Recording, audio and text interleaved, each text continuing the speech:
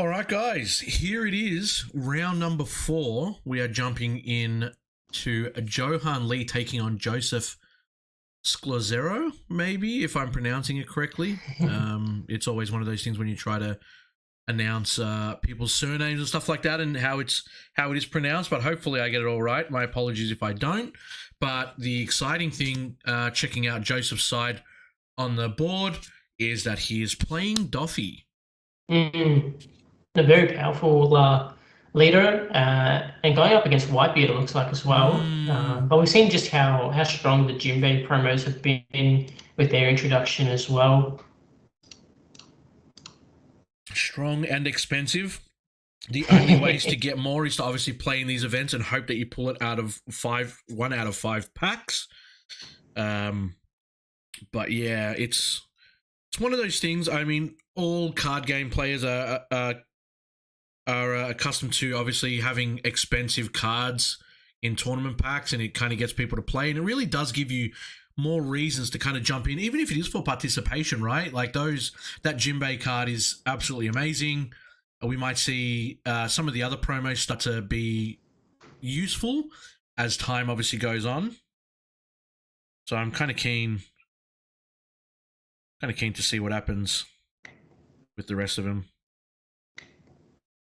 Yeah, and this is not a match that we've covered a lot, and we haven't really had much Doffy on stream for the last few regionals either. Who do you think's in a bit of a better position leading into this match? I think, you know what, like touching on obviously experience, and we've kind of commentated quite a few events these days now, Ryan.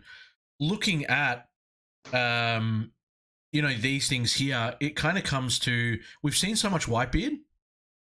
Everyone kind of knows what Whitebeard's all about. Everyone knows what he kind of does. Everyone knows what to expect. But when it comes to Doffy, you kind of not erase it from your mind, but you kind of don't see it so often that it kind of can be this shock factor of like, what does it do? And, like you don't really know maybe how to play around it. So I'm very curious to see. Obviously, Doffy is 3-0 and so is the Whitebeard player. So there's a reason why both of these players are obviously here right now. In a third of the day itself. And we're going to actually see, if Whitebeard knows what to do against the Doffy player, because I would imagine Doffy knows the matchup a lot better than what Whitebeard would know, and it looks like Doffy is actually going to go first, not being able to play anything, and then Whitebeard's turn now comes second, and you're not too upset about this if you're Whitebeard here, because you really don't want to do your turn 1, do nothing, and then take a life, right? Yeah, and you don't want Doffy to be able to establish a Perona on turn 1 either, and allow them to cycle that top 5 and just set up their play for the turn 2. Oh, interesting. A card that we don't actually normally see here as well from Whitebeard. Yeah, this is the Bartholomew blocker. It would be pretty much in this deck just to stop the Whitebeard 9-drop SR from KOing the blocker. It has 2 underneath that gets plus 2k on your opponent's turn. So it gets around that pop effect. Yeah.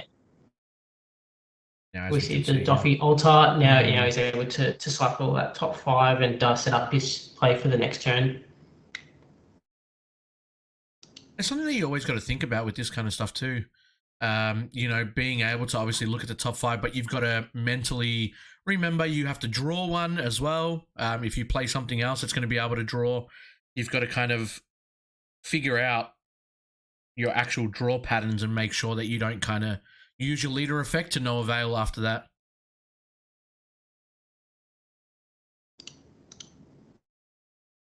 Looks like Whitebeard just swinging into lead here. Doffy deciding to take it. And he's going to tap 4, play Atmos, take his life, and then pass turn there. So a couple of vanillas. One vanilla coming out, but usually that means more vanillas are actually inside the deck. Looks like that's the type of deck that he is choosing to run in this Whitebeard. We've seen so many different variants. Everyone has a completely different playstyle on what they recommend, and going to see here how that plays out for him here as well. So again, Joseph knows the top card of his deck, putting 2 Don underneath.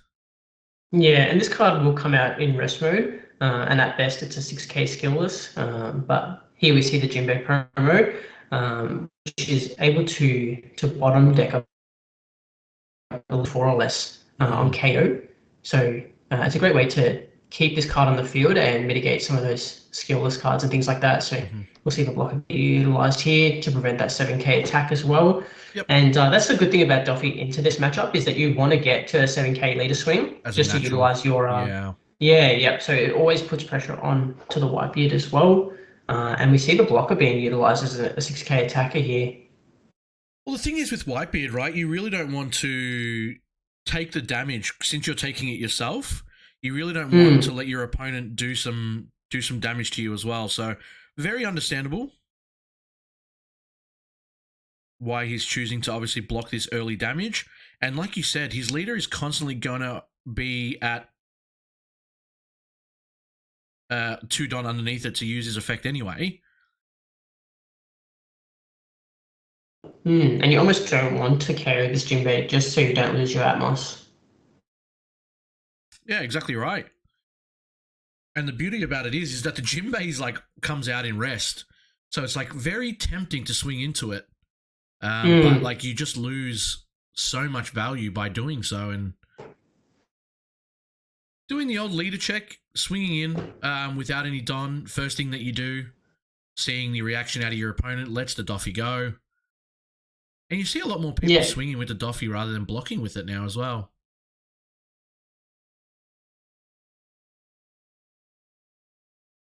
I think he just knows that he's going to block with it on this turn, so Whitebeard's going to attack into it. It still acts as kind of like a pseudo block, except he just got a 2k counter at hand.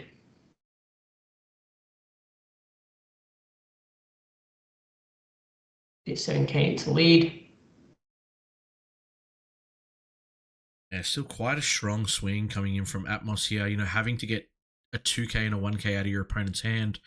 It's something that you really want to do. And, you know, you look down at your opponent here and Johan's still got 5 Don active. Hasn't really committed into anything. Hasn't really shown what his game plan is. And he's got about 7 cards in hand too. So that's the thing with Whitebeard. It just gains advantage, obviously, from the life. Leader being a natural 6k. Sure, you have to take the life at the end of your turn, but, you know, that's still giving you the advantage against your opponent. Yeah, and a King Do here, or some kind of Rush Luffy or something would be really powerful just to put a lot more pressure on that Doffy. Considering that Doffy doesn't have a blocker anymore and his hand size is, you know, roughly about 6 or so cards. And then he gets rid of the Jinbei. I think the Jinbei doesn't proc, right, because it's a 3 or less? Maybe it is 3 or less, yeah. So that's why he's not really caring too much about it. Makes sense to attack into it then, yeah. Not really worried about bouncing anything on the Whitebeard side. But now he's just got his second Atmos now. He's just sitting pretty. You know, you got 3 life here. You're at natural 6k. Obviously, we've kind of mentioned Doffy does want to swing with 2 Don underneath. The thing is, did he actually end up seeing anything that he's able to play off the top if he did his calculations correct on the restructure of his deck? Yeah, it gets very difficult when you start combining that with cards that draw. You know, things like your Boa SR, Love Beam, when you get down to 3 cards in hand and things like that, you still need to take those into consideration when you start playing cards. And we see the Gecko Moria come out to pick up a 7 Warlords, so adds the blocker back, which will allow him to reset that top 5. Yep. Really nice.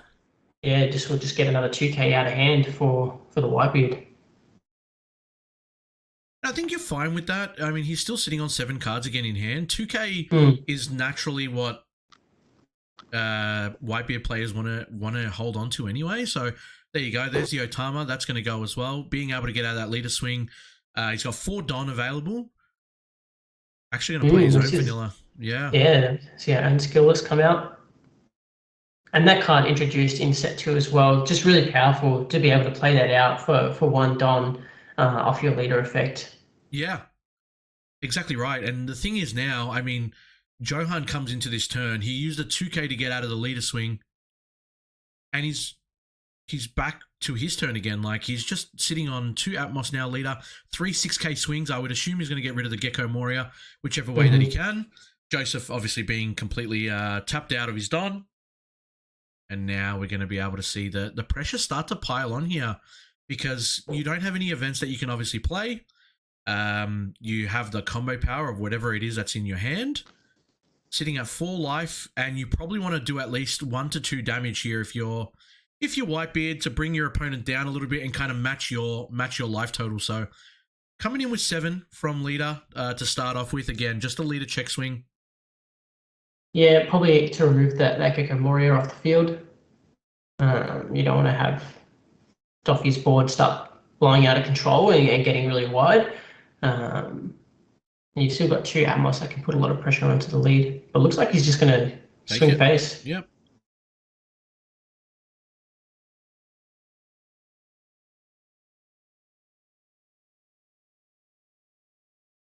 Maybe has other plans for the Gecko. May swing with it with Atmos if he feels it. Like I said, he's still got 7 Don available.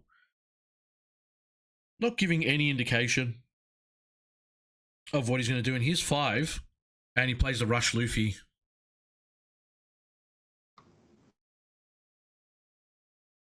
And now you're staring down 3 6K swings, right, from your opponent. Obviously, bumping up the Luffy to 7.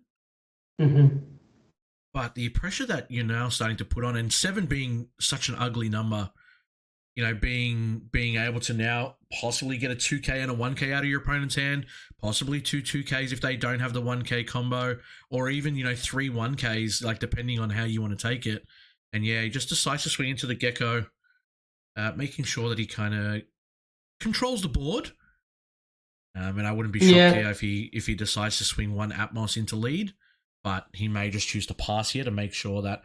I mean, playing against blue, this is the thing that I was kind of mentioning. He's taking his time. He's trying to think about, like, what the situation is. Yeah, decides to pass. Trying to figure out, like, what does my opponent have that's going to be able to, like, bounce this or swing into this, or, depending on how he wants to play this, he ends up passing there.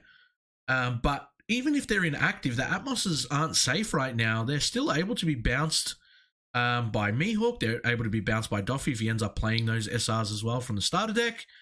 So, false sense of security, like obviously leaving them inactive, but if they don't get checked this turn, you might see Johan try to go for game next turn depending on his board state. Being at 3 life on Doffy, we're probably a little bit far from that. He still has a lot of cards in hand and so much defense in blue as well. But it's just going to be a Mihawk come down to bounce the other. And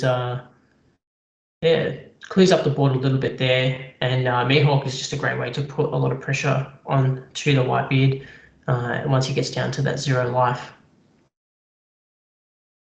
Both hand sizes looking very, very similar to each other.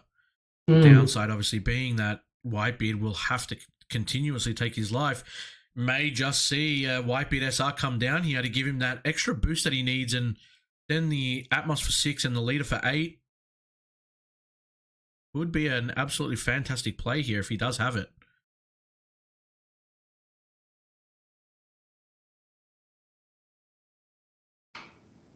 Allows him not to take life either. Just gives him another turn of almost freedom.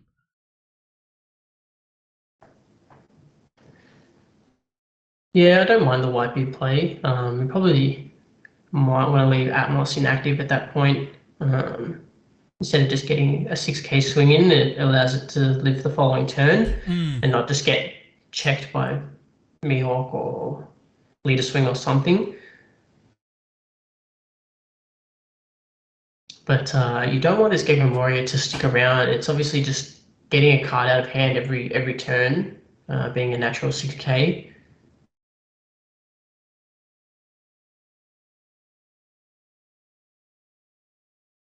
So this might be an AK swing into it.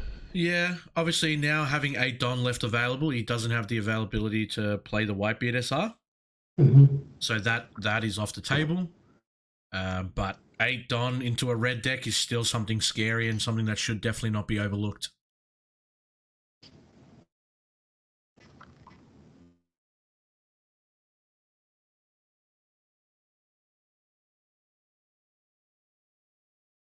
Looks like he opts to keep it alive. Just recognizing that the 6K attack is really valuable at this point, especially when Whitebeard's going to be going down to 1. And if you want to try and remove it, you're going to have to commit this Atmos swing or play a rush, which in Whitebeard is generally the Luffy or an Ace, unless you're going with a Jozu, but I don't think you have the life requirement for that one just yet. Yep.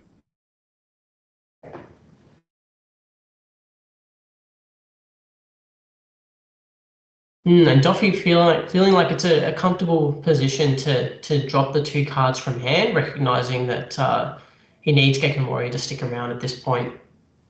Anything that you can swing into Whitebeard without needing to use any additional Don is always going to be a good feeling.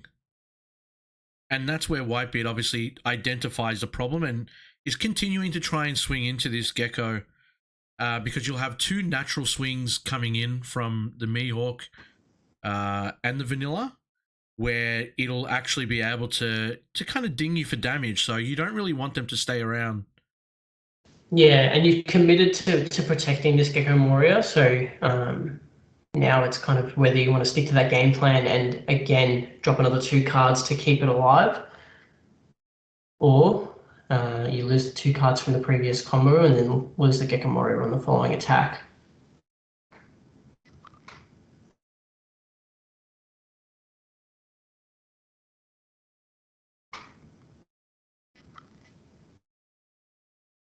Looks like he's having a bit of a hard time just figuring out which cards he wants to counter with.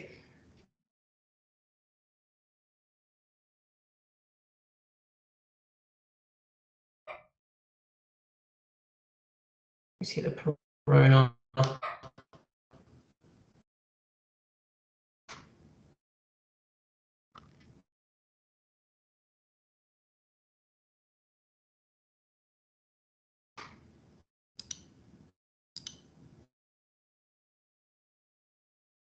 Choosing the Moby Dick package, very interesting here.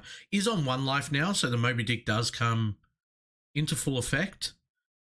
We're starting to see, I think more often than not, people starting to play Moby Dick. Yeah, just getting it in before the ban. Knowing that you're going to naturally go down to 1 life or less, like very quickly.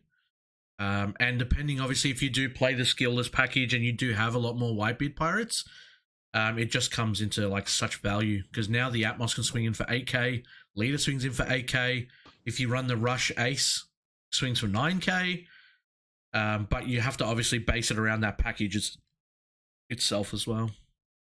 And Whitebeard leading 4 Don active, which is quite a lot for this deck. Obviously, it does run a fair few event cards with the Radical Beam and Guard Points and things like that. But in a red deck, leaving 4 Don active is a bit outrageous, isn't it? It is, and you know, you could have obviously played another Atmos or something like that if you really wanted to, but that leaves him with nothing. So I think he just kind of opted he'd rather the Moby Dick with a couple up instead of playing the Atmos with 2 up maybe, and getting the full value out of Moby Dick. Maybe he's got to play next turn. He might actually play the Newgate SR.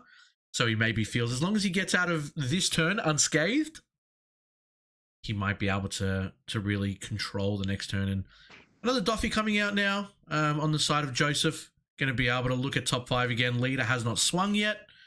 So depending on what he finds in the top 5, he'll be able to play that, hopefully, in rest mode when he attaches the Don to his leader. And I think we're about to see it now. 2 Don underneath and then tap 1. And then forcing we might even see an 8k. This might be an 8k swing into the Atmos. You need to get that card off the field. Yeah. It looks like you might be right here, Ryan. Oh, playing the Boa. Very nice. And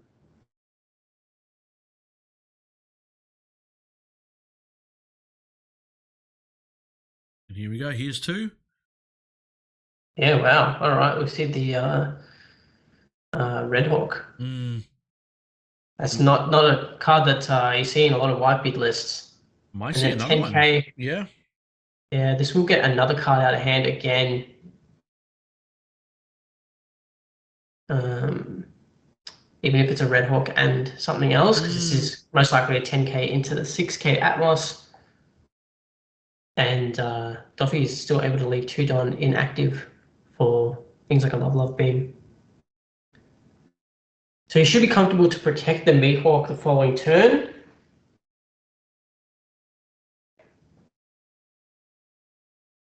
Now it does get a bit scary here, obviously, Ryan. If he does end up playing the Newgate SR next turn, you kind of just stop everything, I guess, in that.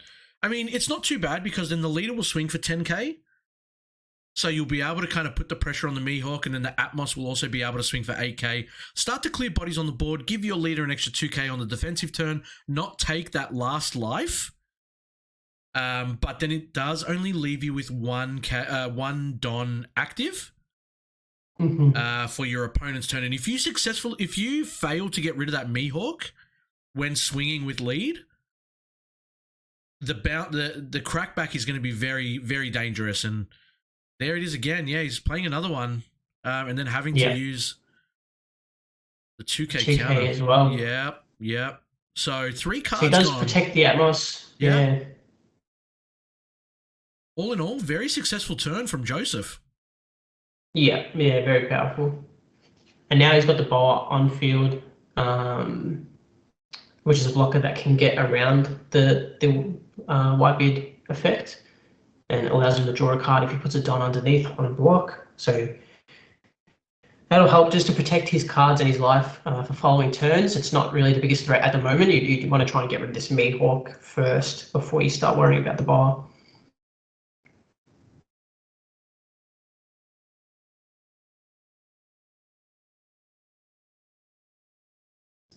Just a natural 6, doing some poke damage, seeing what's coming in, what his opponent kind of does to react to this. I would assume it's at Boa or maybe Gecko. I'm guessing he's trying to see if, he can control his opponent's board and how his opponent's going to react to these swings. Yeah, I think you're right. I think this would be into the Gecko. So he gets the Love here. He has 3 cards in hand, so he'll get to draw an extra one, and that will get the Gecko up to 10k.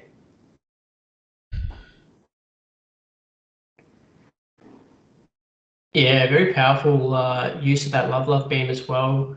So this will just be a 10k Newgate swing, and 1 2k can protect the Mihawk, which is definitely the biggest threat on the field for Whitebeard right now.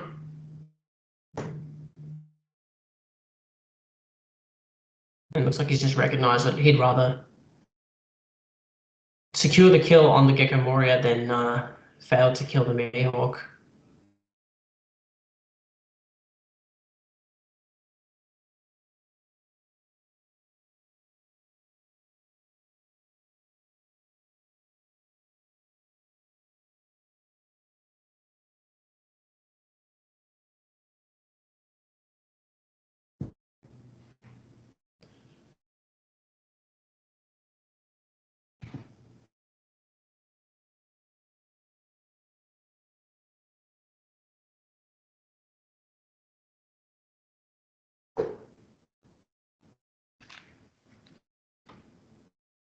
Yeah, finally gets rid of it.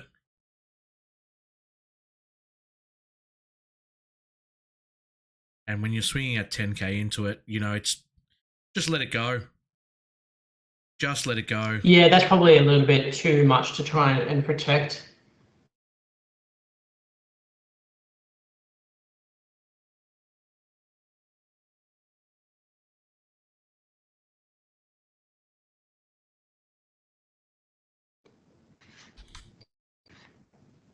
Get the one under the Boa to be able to draw. And this will be a 6k attack. Must be into the Atmos because that leader is still at 8. Exactly. So I think he's just trying to now control his opponent's board. 4 cards in hand for Johan. So just decides that he's going to get rid of it now, which is really good position for Joseph. Obviously knows that the leader is going to be very hard to swing into. Obviously can do the Doffy effect by attaching 3 Don, tapping 1, possibly getting a play on. And then the Mihawk is still going to be able to do some damage if he really wants to. So really comfortable play here for Joseph, I think, considering he still has another 5 Don active after he decides to attach these to lead and use effect.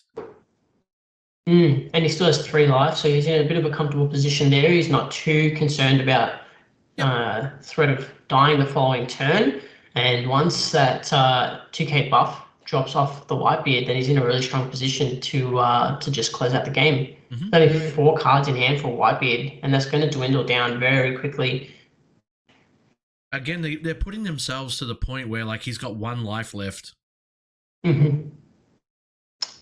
Misses the trigger there on the leader attack. Looks like it was a pacifista.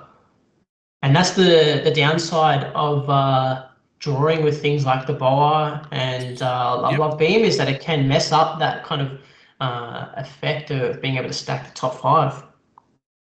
We see radical beam get out of the attack, so that's a 4k counter essentially, just to get out of an attack that only needed 1k. If that's not a sign of the cards in hand, then I don't know what is. Yep. Either has multiple events and wants to stack another Newgate SR the following turn, and since he's only going to have 1 Don available next turn, he wants to use the events now, or he just doesn't have any kind of counter power in hand. Let me see the Mihawk swing for 9. Yep. Takes it. Has we to. know that he just doesn't have any counter power, No. and he has to take it. And then another blocker here will just protect the Mihawk even further. I mean, that just goes to show you as well. Like he dropped down the Newgate SR last turn. Mm-hmm. Joseph's still able to get rid of the Atmos, still able to do that last bit of damage. Yeah, that 6k swing into the Atmos was just so telling that perhaps Whitebeard just didn't have enough counter power to protect it. Obviously, you want to keep that 8k attacker on the field if you can. You know, if you've got a 1k in hand, you obviously opt to keep it alive, but he just didn't have anything available and didn't want to use the counter, and just to tell that he had nothing left in hand. Absolutely. It would be very interesting to see what cards he's actually left with, because like we said before, Whitebeard just runs so many 2k counters that perhaps he just has Moby Dick stuck in his hand, or Ace SRs and Newgate SRs, and nothing to really counter with. 7. We see the Ace come down. Is going to be a 9k because it does have the Moby Dick on field. Yeah, so it does have a 8, 12, and 9, but yeah. We could see the neg onto the boa inactive, and the Newgate could potentially pop it to prevent him getting the extra draw, or he's just going to Seaquake and remove it. So yeah, just a bit of insight into the cards that he had in hand. You know, an Ace and a Seaquake, just good options of removing cards, but not great this following turn when a 15k swing on leader just comes in. And still here, even if Johan decides to swing with all 3, 9, 12, and 8, it's not enough to finish the game here. So has to opt to go, obviously, swing at board. Obviously, Newgate probably going to be targeting Mihawk. Yeah. Yeah, get rid of that. Get rid of the boa. And then I wouldn't even swing with the last one to do damage. It just gives your opponent more card advantage, I guess, but... yeah, and unless he has 2 radical beams and a 2k counter, I just don't see a way that he's able to survive a 15k swing. No, I 100% agree. I think this is looking very dire right now for Johan. Obviously, just, I guess, hoping...